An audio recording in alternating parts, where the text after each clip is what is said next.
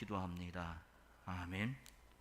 오늘 아침에는 43문 십자가, 그리스도의 십자가의 죽으심에 주는 유익이 무엇인가를 생각해 보도록 하죠. 43문입니다.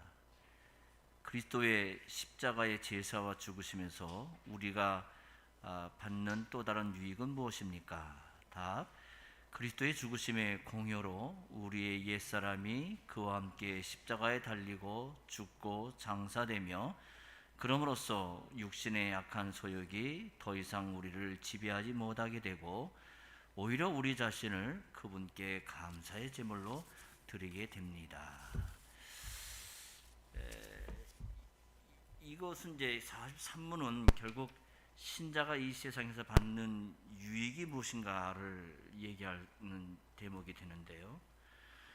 그러니까 이 유익이라는 것은 지난번에 우리가 신자의 죽음에 대해서도 얘기를 했지만은 죽음 이후에만 적용되는 게 아니라 신자가 이 세상 살아가면서도 여전히 그리스도와의 연합된 그 신령한 신분이 됐기 때문에 죄책이 면제되고 죄의 세력으로부터 해방이 되고 또 감사의 제물을 드리면서 하나님의 거룩한 경영에 참여할 수 있게 됐다는 겁니다.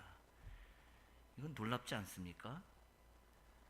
과거에는 우리가 하나님의 거룩한 경영이라는 건 알지도 못하고 또 관심도 없던 그저 자기 행복에 젖어서 사는 우리였는데, 이런 우리들이 이제는 죄책이 면제가 되고 죄의 세력부터 해방이 되고 감사의 제물로 드리면서 로마 12장 1절에 있는 말씀같이 그리고 하나님의 경영에 우리가 참여하게 됐다. 이건 생각만 해도, 듣기만 해도 참 가슴 벅찬 얘기가 아닐 수 없습니다. 이 우리의 옛사람을 살펴보면은 중생하기 이전의 우리의 모습은 죄와 허물로 죽어 세상 풍속을 줬고 공중공세 잡은 자를 따르면서 사는 그러한 삶이었죠. 자기 육체 또 마음의 소원을 사람들은, 세상 사람들은 본능이다 이렇게 얘기를 하는데요. 그러니까 그 자기 욕심에 추구하고자 하는 그 마음의 소원을 따라서 행하는 사람이에요. 마음대로 행하는 걸 좋아하고, 이게 이제 에베소 2장 1절에서 3절에 나오는 본질상 진노의 자녀의 특징인데요. 이게 우리의 모습이 그랬단 말이죠. 이 옛사람이라는 것은 사람의 일부를 가리키는 게 아니라 중생하기 이전 그 존재, 사람의 전체가 어떤지를 가르쳐주는 말입니다. 그러니까 하나님과 관계도 없고, 에베소의 4장 22절 말씀하면 유혹의 욕심을 따라 썩어져 가는 구습을 좇는 그런 모습이 옛사람이란 말이죠. 이 옛사람이 그리스도께서 죽으실 때 십자가에서 그리스도와 함께 십자가에 달리고 죽고 장사되고 되었다라고 가르치는데, 이 말은 이제 옛사람이라는 것은 우리에게 전혀 존재하지 않는다 이런 얘기가 아닙니다. 죽고 장사된 옛사람이 남아있다고 하는 것은 아주 여러 가지 충돌되는 그런 말인데요. 흔히 옛사람과 죄악된 본성을 혼돈해서 옛사람을 죽이려고 노력하는 경우가 많죠.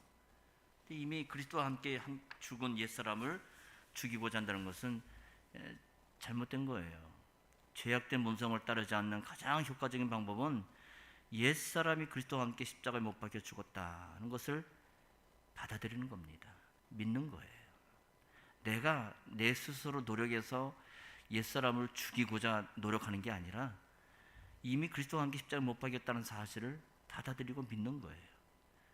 이게 복음이에요. 이 복음의 사실을 의지할 때 육신의 우리의 약한 소욕이 더 이상 우리를 지배하지 못하는 유익을 누리는 겁니다. 이런 사실을 알고 믿기 위해서 우리는 날마다 성경을 읽고 또 묵상하고 주님께 은혜를 구하면서 사는 겁니다. 자, 우리 안에는 이 사람마다 어린아이든지 또 나이든 노인이든지 젊은 사람이든지 한 간에 이 소욕이라는 게 늘 있는데요. 이 소욕이라는 것이 도덕적으로 나쁜 욕심만이 아니라 도덕적으로도 선한 생각도 얼마든지 이 소욕이란 말에 포함이 될 수가 있습니다. 육신이라는 것 자체가 나쁜 거기 때문에 육신이 아무리 좋은 걸 생각하더라도 그런 것이 선한 것이 될 수 없는 거예요, 하나님 앞에서. 예를 들어서 이 부모의 사랑을 얘기할 때, 부모의 사랑은 세상에서 가장 고귀한 사랑이라고 얘기하잖아요. 근데 마태 7장 11절 보면 부모를 보고 하나님 보시기에 이 부모의 사랑도 악한 거다라고 얘기를 합니다. 뭐라고 합니까? 너희가 악한 자라도 자식에게 좋은 것을 주려고 하거든. 그래요. 여기서 너희가 악한 자라도 하는 말은 비단 요즘 자식들을 그냥 때려 죽이는 그런 나쁜 부모들이 있지만은 그런 악한 부모만을 얘기하는 게 아니라 자녀에게 좋은 걸 주는 좋은 부모라도 모두가 하나님 보시기에 악하다. 그거예요. 그러니까 자식에게 아무리 부모의 우리가 어머니 은혜 그 노래에서 얘기하듯이 깊고 넓고 광활한 그런 사랑을 얘기하지만은 그 희생적 사랑이 보인다 할지라도 하나님 보시기에는 선하지 않는다는 얘기예요. 세상에서 이처럼 가장 고귀한 것이라도 육신의 생각은 하나님과 원수가 되고 얼마든지 하나님의 법에 순종할 수가 없습니다. 하지만 그리스도의 공로로 즉 살려주는 영이신 그리스도의 힘으로 우리는 육신의 생각에서 벗어나 성신의 인도를 받아 사는 하나님의 자녀가 된 겁니다. 육신이 있을 때는 죄의 세력에서 벗어날 수 없었지만 그리스도와 함께 죽고 함께 부활의 생명을 받았기 때문에 우리 자신을 죄의 종된 데서 벗어나게 된 거예요. 그렇기 때문에 우리의 옛사람이라는 것은 이제 더 이상 존재하지 않는다는 겁니다. 더 이상 우리에게는 옛사람이라는 것이 남아있지 않아요. 죄의 동된 상태에서 벗어난 사람은 우리 자신을 하나님께 드립니다. 지식을 가지고 우리 자신을 산제물로 하나님께 드리며 사는 겁니다. 죄와 구원에 대한 이 깨달음이라는 것은 감사 생활로 우리를 이끌어줘요. 여기서 이제 요리문답 3부의 주제가 이제 녹아 있는데요. 하지만 하나님이 뭔가 부족하시기 때문에 우리가 드리는 걸 그때그때마다 그냥 받으시는 것이 아니에요. 인간이라는 것은 아무리 완벽한다 할지라도 하나님 보시기에는 여전히 부족한 겁니다. 하나님께서 우리가 드리는 걸 받으시는 것은 그리스도의 공로를 보시기 때문에 그런 것입니다. 우리가 드리는 건 감사의 표시이기 때문에 그걸 구원의 근거로 내세울 수가 없는 거예요. 자신이 이룬 걸 감사의 표시로 내놓는 게 아니에요. 거기에 무슨 공로를 붙인다면 그건 결국은 하나님 앞에서는 불법을 행한 자가 되고 마는 겁니다.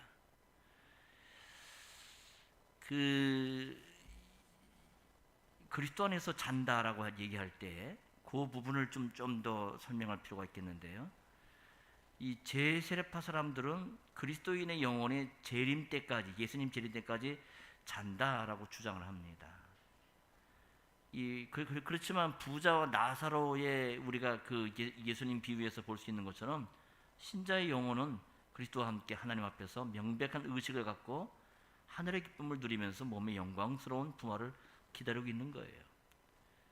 그래서 우리의 삶이라는 것은 죽은 이후에도 여전히 살아있을 때와 마찬가지로 그리스도의 교제 안에서 거하고 있는 겁니다. 이것이 우리 신자가 갖고 있는 위로고 이 세상에서 힘든 이 세상에서 살아가는 신자의 주시는 위로의 소망이기도 하는 겁니다. 자, 44문입니다. 음부에 내려가셨으며 라는 말이 왜 덧붙여져 있습니까? 답, 내가 큰 고통과 중대한 시험을 당할 때에도 나의 주 예수 그리스도께서 나를 지옥의 두려움과 고통으로부터 구원하셨음을 확신하고 거기에서 풍성한 위로를 얻도록 하기 위함입니다. 그분은 그의 모든 고난을 통하여 특히 십자가에서 말할 수 없는 두려움과 아픔과 공포와 지옥의 고통을 친히 당하심으로써 나의 구원을 이루셨습니다. 여러분 우리나라 사도신경 일반 우리 개신교에서 사용하는 그 사도신경에는 이 내용이 빠져 있죠. 음부에 내려갔으며. 근데 영어본이나 또 캐톨릭본이나 앵글리칸 교회나 이 각 교회에는 이 부분이 다 적혀 있습니다. 우리 하이델베르크도 이 부분을 고백을 하죠.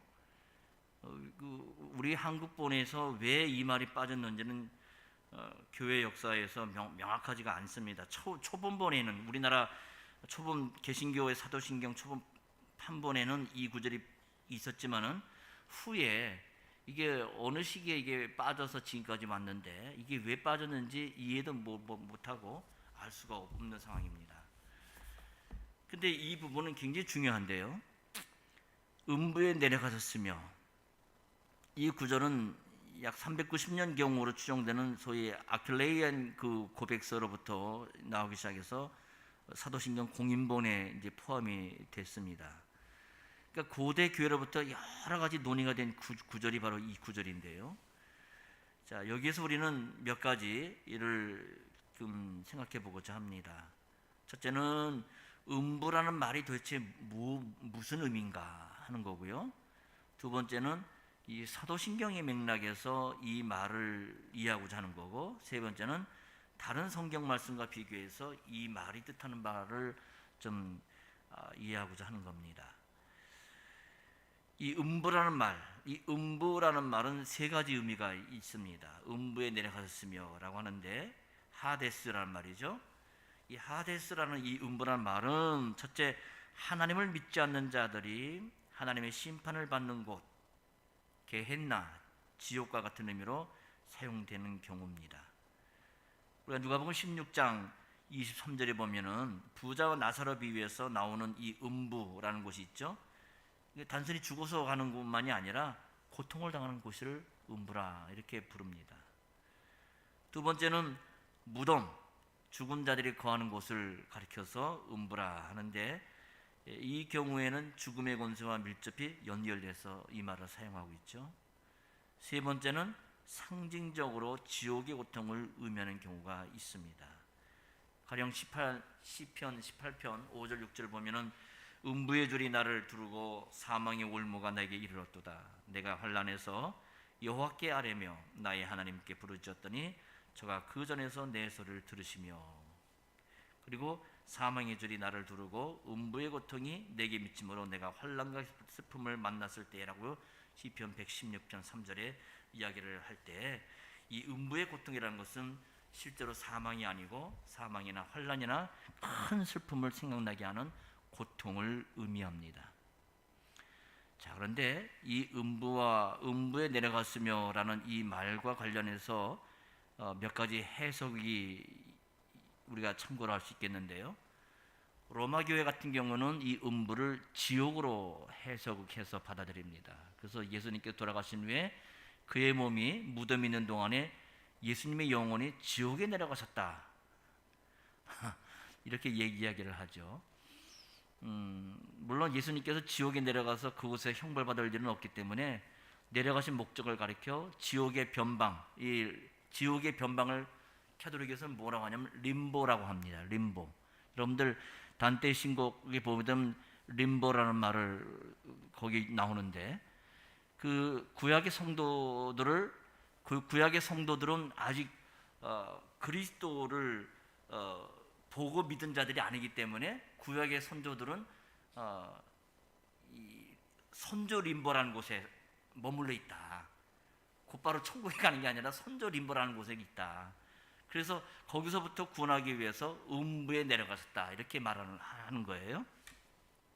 그렇지만 누가복음에 나오는 그 부자 나사로 비유에서 볼 수 있는 것처럼 구약의 신자들은 아브라함과 함께 낙원에 있지, 이처럼 성경에도 없는 사람이 고안해낸 림보라는 곳에 있지 않기 때문에 이런 주장은 근거가 없는 말이죠. 성경에 근거도 없는 말을 이렇게 하면 안 되지 않습니까?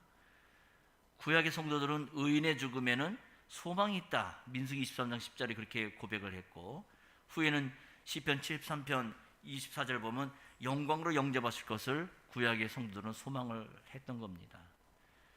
또 예수님께서도 죽음 이후에 낙원으로 가실 것을 분명하게 말씀하셨죠. 십자가에서 오른편 강도에게 오늘 밤 네가 나와 함께 낙원에 있을 것이다 라고 했지, 예수님이 지옥에 내려가신다고 얘기하지 않잖아요. 또 영혼을 아버지 손에 부탁하시고 운명하셨어요. 예수님은 죽음 이후에 음부가 아니고 낙원으로 가심을 분명하게 이렇게 말씀하신 겁니다. 자, 그런데 이게 이제 로마 가톨릭 교회의 그 해석이고요. 두 번째 이제 루터교회 해석인데요. 루터교회는 이 부분을 그리스도께서 몸과 영혼이 모두 지옥에 내려가셔서 거기에 있는 마귀들과 정죄받은 자들에게 그분의 십자가로 인한 승리를 선언하셨다. 그러니까 승리자로서 그걸 선포하기 위해서 내려갔다는 거예요. 근데 이것도 역시 성경적인 근거가 없습니다. 승리를 선언하기 위해 가셨다고 한다면 굳이 음부에 내려가신 것은 낮아진 게 아니라 높아지심이기 때문에 사도신경 문맥과 좀 차이가 있죠. 자, 이 부분에 대해서 우리 신앙고백서, 웨스트민스터 신앙고백서 이 대유리 문답에서는 어떻게 이해하는지 보면은, 웨스트민스터 대유리 문답 50문에 보게 되면은 이 둘째 의미를 이해를 해서 그리스도께서는 장사되신 후에 무덤에 묻히셔서 사망의 권세 아래 있었다라고 이야기를 합니다. 이건 사도신경의 문맥을 자연스럽게 읽는 거지 아주 좋은 해석이라고 보는데요. 그래서 이 음부에 내려가겠다 하면 그리스도를 죽은 자 가운데에서 모셔 올리는 것이라, 이렇게 표현을 로마서 10장 9절 말씀을 인용해서 표현합니다. 예수님께서도 요나의 표적을 이야기하시면서 사흘 동안 땅속에 계실 것을 말씀하셨죠.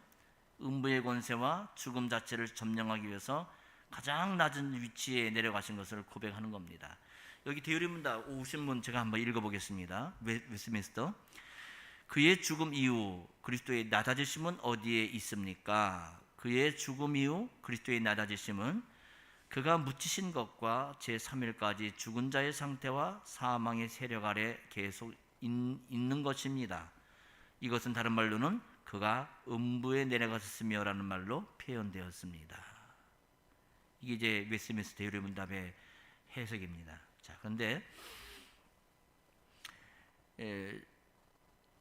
여기에서 이제 음부에 내려갔다는 것을 무덤에 묻힌 것으로 이야기하게 되면 장사됐다는 말에 무덤에 묻히다는 말이 포함이 되기 때문에 이 짧은 사도신경에서 동어반복적인 그 표현을 굳이 쓸 필요가 있었겠는가 하는 그런 반론도 제시할 수가 있게 돼요. 자, 여기에 대해 우리 켈빈 선생은 음부에 내려가신 것을 상징적으로 이해를 해서 지옥의 고통을 당한 것으로 해석을 함으로 인해서 이 하이델베르크 요리문답 이 해설과 같은 전통에 서 있는 것을 이해할 수가 있습니다. 그리스도께서는 특히 십자가에서 친히 지옥의 고통을 당하셨지만 그의 모든 고난을 통해서도 받으셨어요. 십자가를 앞두고 겟세마네 동산에서 주님은 고민하시고 슬퍼하셨죠. 그 고민이 얼마나 심한가 할 때 세 제자들에게 내 마음이 심히 고민하여 죽게 됐으니 너희는 여기 머물러 나와 함께 깨어 있으라, 이 정도로 말씀하실 정도예요. 그 누구보다도 십자가의 고난과 진노의 의미를 바르게 알아주셨던 주님은 그 사실을 두려워했던 겁니다. 동시에 성부께 대한 순종으로 아버지여, 만일 할만하시거든 이 잔을 내게서 지나가게 하옵소서. 그러나 나의 원대로 마옵시고 아버지의 원대로 하옵소서. 이게 3번씩이나 간절하게 반복된 기도를 하시잖아요. 이처럼 3번의 반복된 기도는 그리스도께서 보통 죽음보다 더 가혹하고 더 치열한 싸움을 하고 계셨다는 것을 의미해 주는 겁니다. 제자들은 이런 말을 들었음에도 불구하고 육신이 약해서 잠들고 말았지만 하늘의 천사들이 나타나서 고민에 죽게 된 예수님의 힘을 도와서 기도를 드리도록 도왔다 그랬습니다. 더 힘을 내신 주님은 땀이 땅에 떨어지는 핏방울처럼 될 정도로 간절히 기도하셨다. 누가복음 22장 43절 44절 이렇게 말씀하죠. 이처럼 겟세마네 동산에서의 두려움과 공포를 미리 맛보셨다면 이 지옥의 고통을 맛보는 정점, 클라이막스는 십자가의 자리입니다. 그리스도께서 세상의 모든 죄를 지고 십자가에 달리셔서 하나님의 저주를 당하실 때 하나님께서는 정오의 햇볕을 거두심으로 사랑하시는 아들님에 대한 심판을 표현해 주셨어요. 3시간 동안의 어둠의 그 마지막 무렵에 예수님이 뭐라고 외치십니까? 나의 하나님, 나의 하나님, 어찌하여 나를 버리셨나이까? 라고 외치십니다. 천국의 가장 큰 특징은 해와 달 그 광채, 빛을 내는 광채가 필요 없을 정도로 하나님을 친히 뵙는 건데요. 그러나 이 지옥의 대표적인 특징은 하나님부터 떠나 있는 거예요. 그리스도께서 하나님으로부터 버림을 받으심으로 지옥의 형벌을 다 받으셨습니다. 그리스도께서는 다 이루었다 말씀하시고 영혼을 아버지께 의탁하신 후 운명하셨어요. 십자가에서 다 이루셨기 때문에 그의 영혼이 지옥에 갔을 것이라 도무지 우리는 그렇게 생각할 수가 없는 겁니다. 회개하는 한편 강도에게 아까도 얘기했지만 오늘 밤 네가 나와 함께 낙원에 있으리라 말씀하신 대로 그리스도의 영혼은 낙원에서 분명히 쉬셨어요. 자, 이렇게 볼 때 이것이 이제 우리에게 참 어필되는 해석인데요. 그렇지만 여기에도 한 가지 약점이 있어요. 만일 그리스도의 십자가의 고난에서 지옥의 형벌을 받으신 것으로 본다면 사도신경에서 십자가에 달리시고 음부에 내려가시고 죽으시고 장사되셨다 하는 식의 순서가 좀 바뀌어야 자연스럽지 않겠는가 하는 겁니다. 자, 이 부분에 켈빈 선생이 굉장히 많은 부분을 그 지면을 할애해서 설명해 주고 있는데요. 자, 근데 이 부분에 대해서 우리가 이해를 하려면은 적어도 아까 얘기했던 대유리 문답 50문과 하이델베르크 37문을 함께 묶어서 보는 겁니다. 음부에 내려갔으며를 에베소 4장 9절에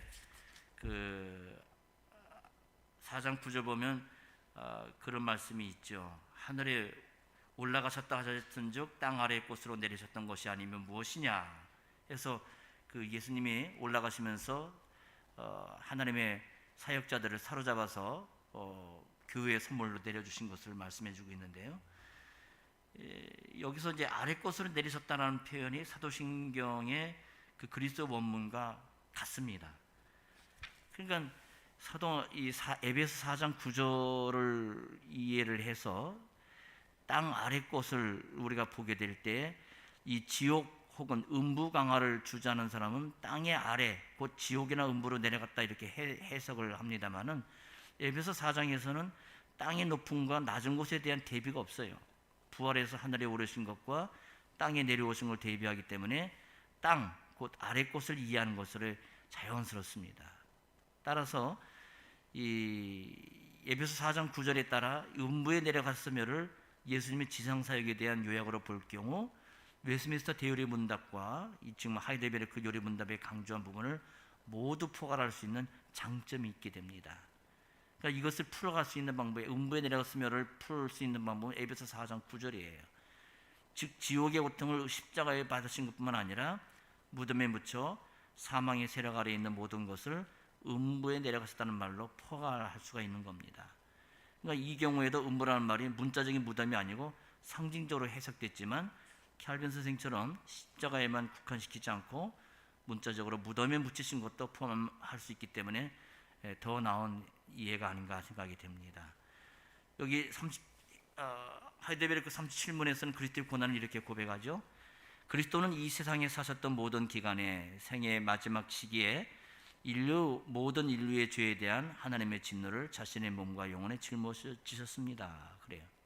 하나님의 진노를 십자가와 장사를 포함한 생의 모든 기간에 짊어지셨뿐만 아니라 몸과 영혼에 짊어졌다 그래요. 이것을 사도신경에서는 음부에 내려갔으며 해서 그분의 모든 고난을 특징 지어준다 하는 겁니다.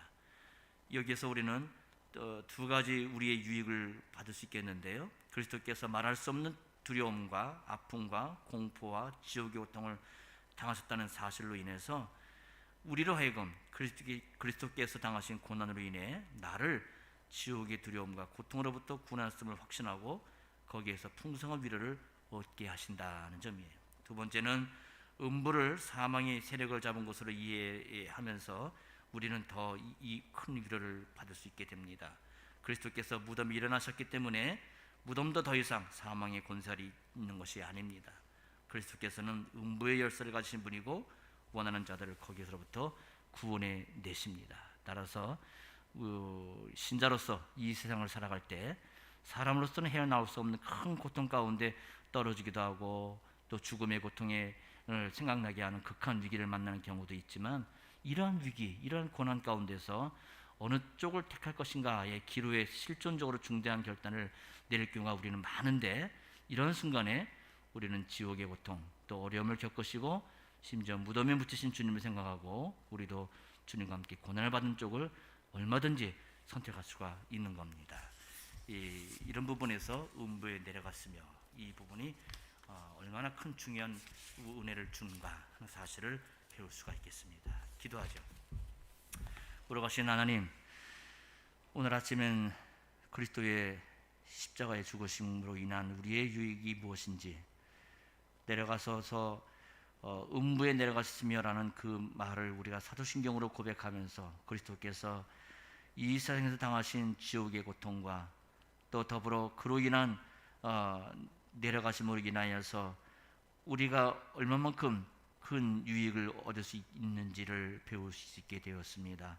주님, 우리의 마음이 이 죽음과 같은 세상 속에서 격렬하게 고통하고 눈물을 흘리며 살아간다 할지라도 그리스도께서 이루신 그 십자가의 공효가 있음을 알고 늘 소망 가운데 인내하며 저희들이 살아갈 수 있도록 은혜를 내려 주시옵소서. 예수 이름으로 기도합니다. 아멘.